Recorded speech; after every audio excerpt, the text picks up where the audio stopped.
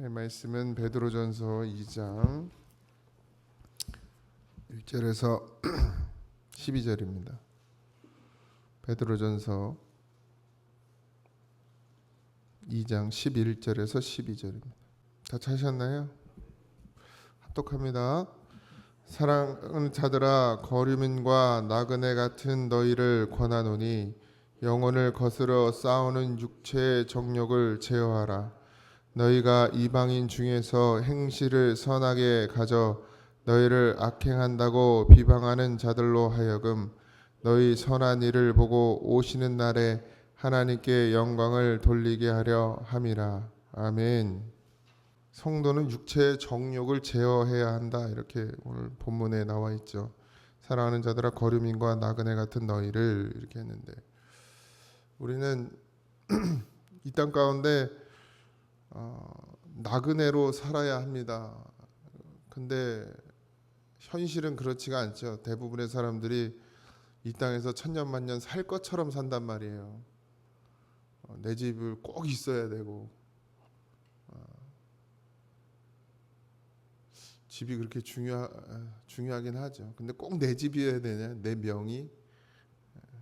그게 무슨 의미가 있나요? 그런데 다 그렇게 살아요. 집 마련하는 게 특히 우리나라는 심한 것 같아요. 땅덩어리가 조그매서 그런가.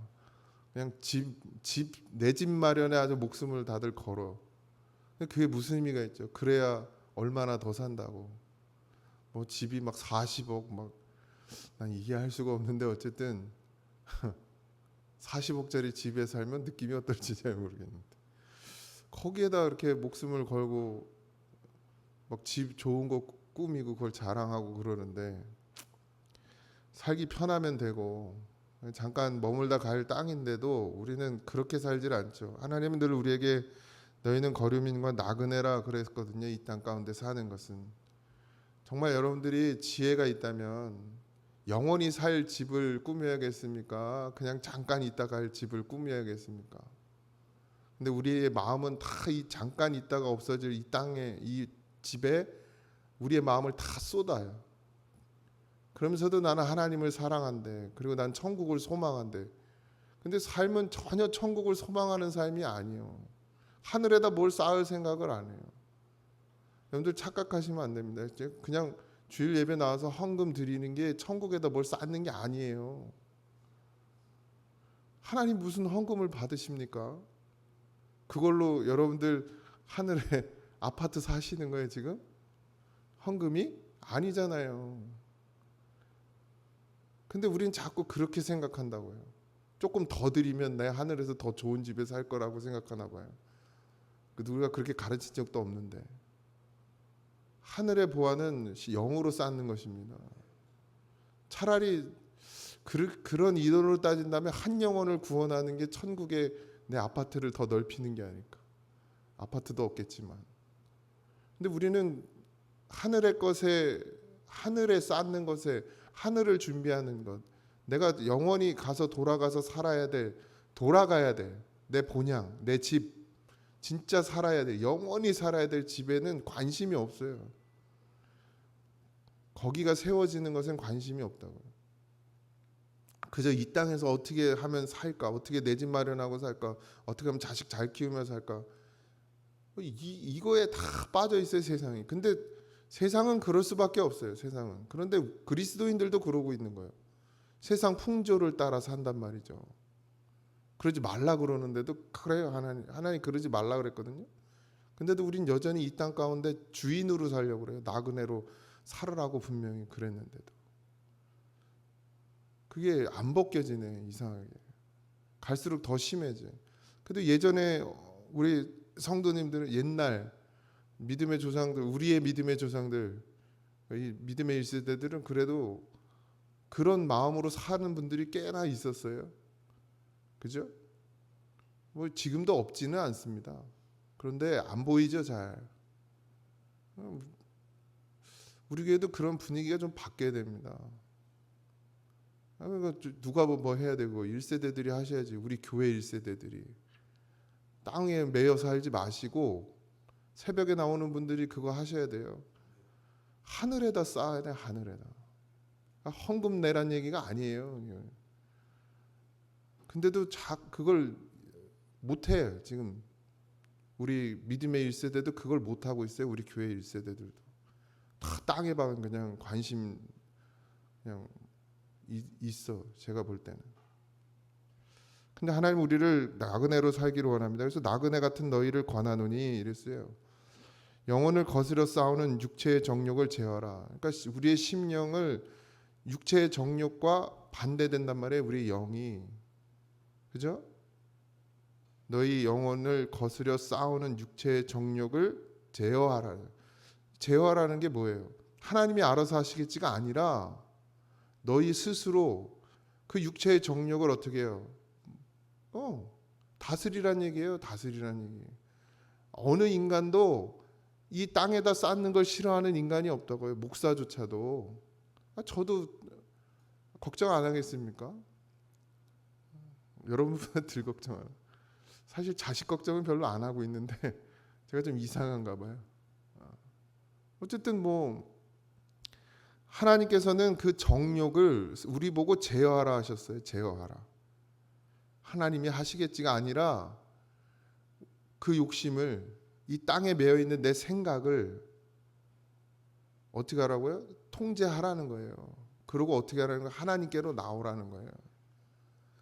그냥 저절로 되어질 것 같으면 굳이 제어하라까지 이렇게 말씀하시겠습니까? 육체의 정욕은 안 되는 거예요. 어떻게 깨어있지 않으면 바로 넘어집니다. 그게 욕심이 됐든 뭐가 됐든. 그래서 우리는 항상 나그네라는 사실을 늘 기억하고 그걸 새기며 기도하고, 그래서 그 반대대로 나타나야 될 문제들, 땅에 매여 있는 문제들에서 자유로워져야 된다는 얘기예요. 어느 인간이고 다 똑같죠. 노후를 걱정하지 않는 사람이 어디 있습니까? 다 노후를 걱정하죠. 근데 노후를 걱정하는 것에서 벗어나란 얘기예요. 오늘 하루 삶에서 벗어나란 얘기예요. 그 걱정에서. 내가 일을 안 하면 자식을 어떻게 키우나, 이 걱정에서 벗어나란 얘기예요.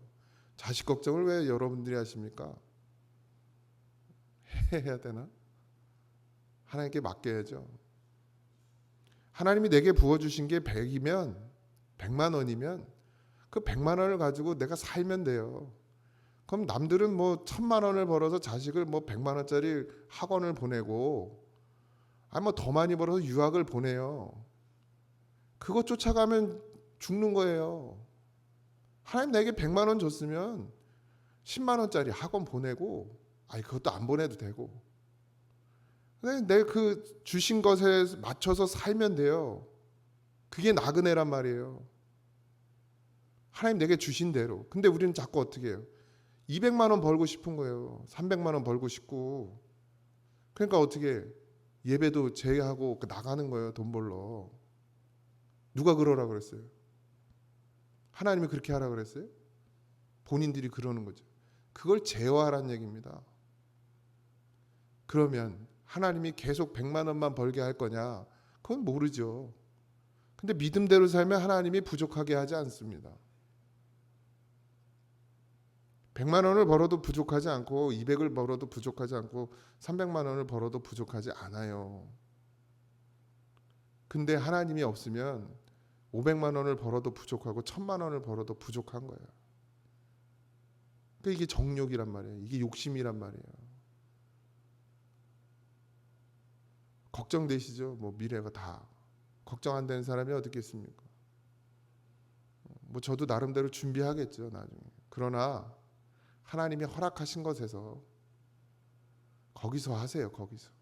자꾸 하나님을 예배해야 하고 하나님을 섬겨야 되는 시간까지 다 빼앗아서 내 육신의 것을 채우려고 그 시간을 다 세상에다 갖다 뿌리지 마시고, 하나님께 드려야 될 시간을 분명히 하나님께 드리고, 직업상의 문제들도 있겠지만 그러면 또 그거 가감히 때려칠 수도 있어야죠. 현실하고 너무 안 맞는 얘기만 하는 것 같은데, 어쨌든 하나님 우리에게 원하시는 것은 그것입니다. 이 땅은 나그네예요. 김치만 먹고 살아도 한 세상 사는 것이고요. 고기만 먹고 살아도 한 세상 사는 것이고 잠깐 있다가 가는 땅입니다. 거기에다 우리의 마음을 너무 쏟지 마십시오. 마음은 어디다 쏟아요? 우리의 심령은 하나님께 쏟아야 돼요. 그럼 하나님이 다 해결하십니다. 너희가 이방인 중에서 행실을 선하게 가져 너희를 악행한다고 비방하는 자들로 하여금 너희 선한 일을 보고 오시는 날에 하나님께 영광을 돌리게 하려 함이라. 그러니까 우리의 삶을 보고 사람들이 하나님께 영광을 돌려야 돼요. 하나님 살아계시구나. 근데 우리가 세상하고 똑같이 살면 세상 사람들이 우리를 비웃죠. 뭐 예수 믿으나 마나 똑같네. 뭐 전화 나나 뭐. 걱정하는 것도 똑같고 염려하는 것도 똑같고 사는 것도 똑같고.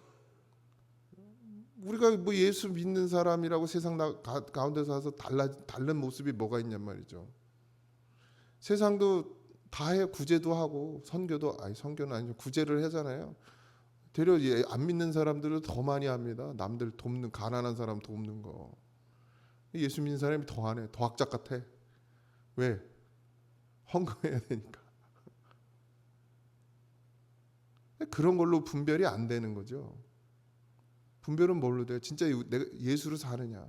아니 저 사람은 보면 감사할 게 하나도 없을 것 같고 기쁠 게 하나도 없을 것 같고 웃을 일이 없을 것 같아. 맨날 사는 게 간장에다 밥 비벼 먹고 살아. 근데도 항상 찬송이 넘쳐. 항상 감사가 넘쳐. 항상 기뻐.